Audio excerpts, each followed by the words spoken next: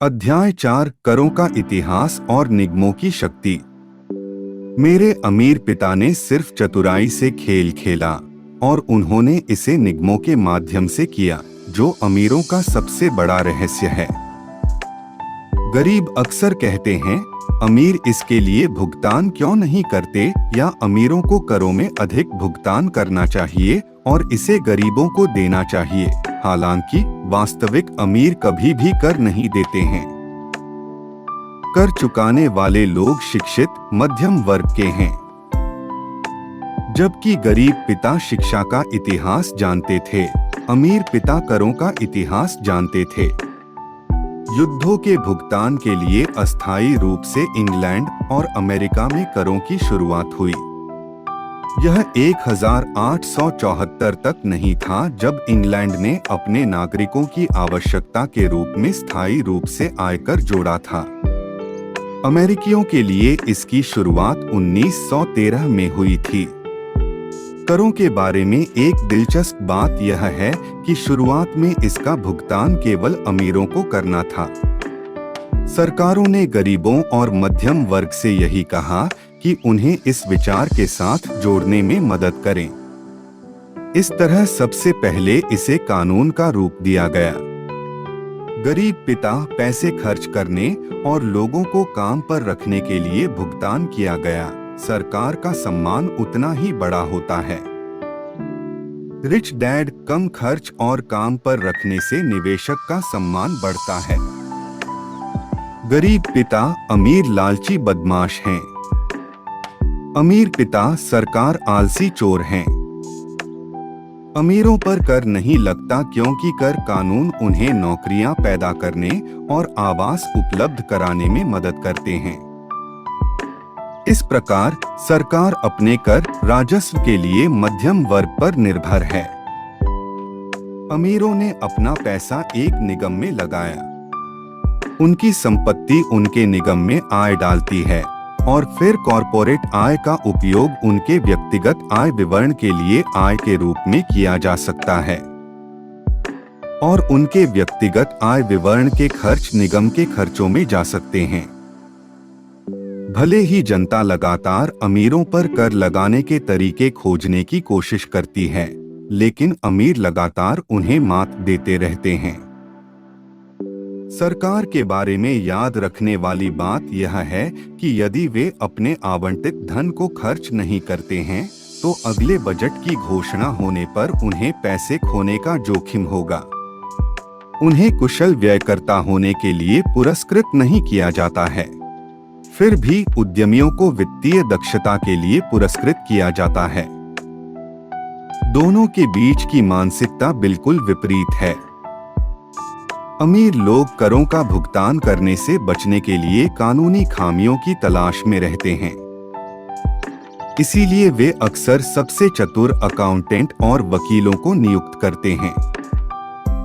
Real estate में Robert Kiyosaki भी इन कानूनी खामियों में से एक का उपयोग करता है। आंतरिक राजस्व संहिता में 1031 नामक एक धारा है जो विक्रेता को अचल संपत्ति बेचते समय करों के भुगतान में देरी करने की अनुमति देती है, बशर्ते कि वे अचल संपत्ति का अधिक महंगा टुकड़ा खरीदे। इस प्रकार लगातार व्यापार करके वह तब तक कर लगाने में देरी करता है जब तक कि परिसमापन का समय नहीं आ जाता। यह रणनीति उसे अपने परिसंपत्ति कॉलम का निर्माण जारी रखने की भी अनुमति देती है।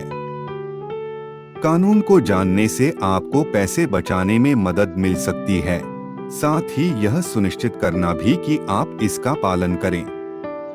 बेचारे पिता कॉरपोरेट सीढ़ी पर चढ़ो। अमीर पिता कॉरपोरेट सीढ़ी के मालिक हैं। जब रॉबर्ट जेरोक्स के लिए काम कर रहे थे, तब उन्हें एहसास हुआ कि उनकी तनख्वाह को देखना कितना निराशाजनक था।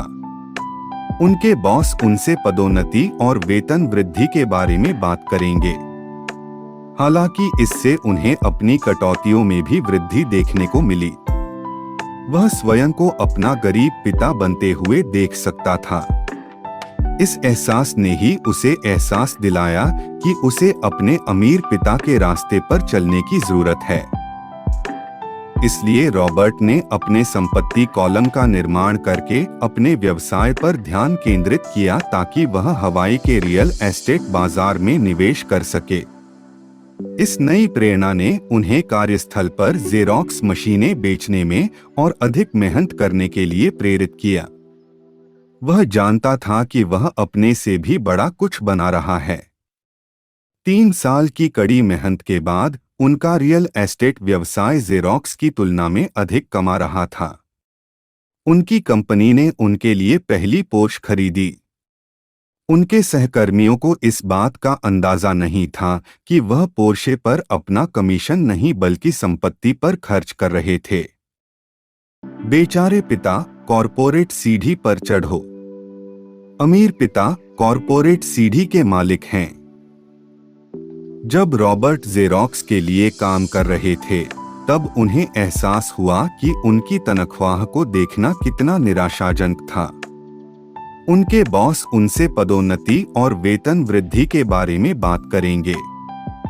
हालांकि इससे उन्हें अपनी कटौतियों में भी वृद्धि देखने को मिली।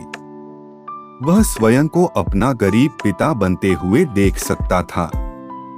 इस एहसास ने ही उसे एहसास दिलाया कि उसे अपने अमीर पिता के रास्ते पर चलने की जरूरत है। इसलिए रॉबर्ट ने अपने संपत्ति कॉलम का निर्माण करके अपने व्यवसाय पर ध्यान केंद्रित किया ताकि वह हवाई के रियल एस्टेट बाजार में निवेश कर सके। इस नई प्रेरणा ने उन्हें कार्यस्थल पर जेरॉक्स मशीनें बेचने में और अधिक मेहनत करने के लिए प्रेरित किया।